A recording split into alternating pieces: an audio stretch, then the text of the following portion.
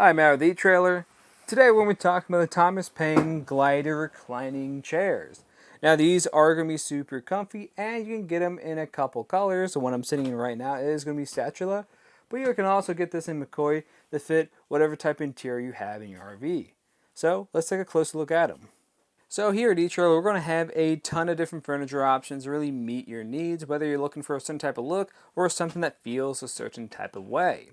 Now, one of the biggest things you need to make sure of is if these are going to be compatible in your RV.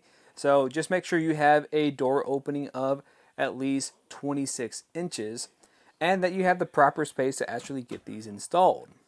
I'll talk about installing it later on, but before I get into that, I want to talk about some of the main things that stand out about these chairs to me. So going into those details now, we are going to have these chairs that do have the ability to pivot. And these are going to be able to pivot 360 degrees and it feels really smooth. It almost feels like it glides. Now, it's also going to be able to rock too. This just feels super comfy. And we can even kick up our feet just by pulling a lever here on the side of it and then even lean back from there. Something else to think about if you do want to use this recline function is just make sure you have the space for it. So when we compare to our other chair here, we have a large gap. We're going to want at least 12 inches of space so we can properly use that.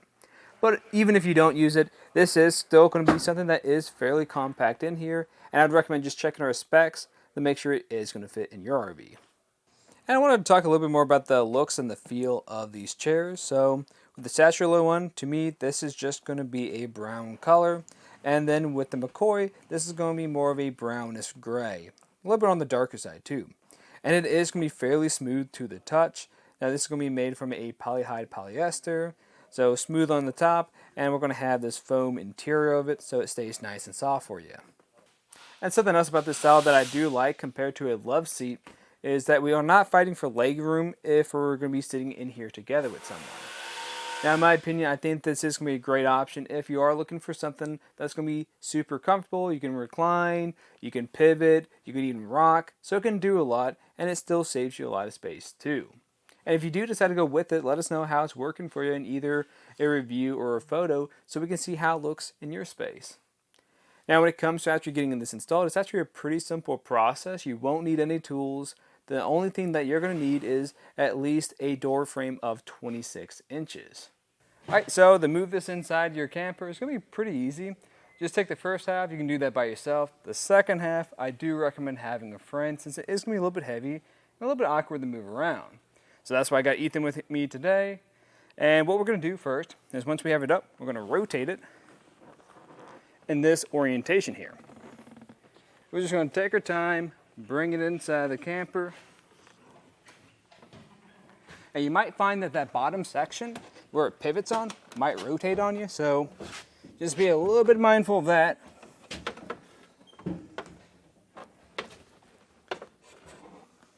you go.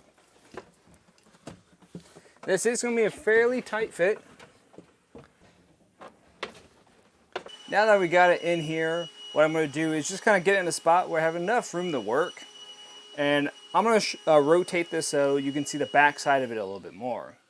Because what we're going to do is grab our backrest.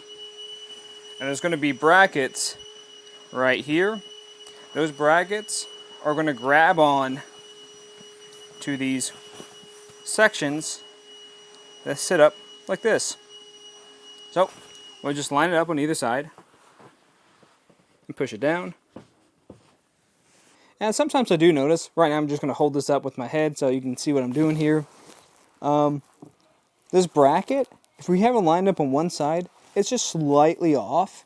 And what I'll do is pull towards me, and once that's lined up, then I'll drop this down, pushing on either side kind of evenly. You might have to grab it from the bottom to kind of help realign it. You should hear a click here. So there's that on one side. I'm just going to push down on the other side to hear that same click. Just like that. Now we got that all put together, we can drop this curtain on the back side of it and use a hook and loop to secure it down.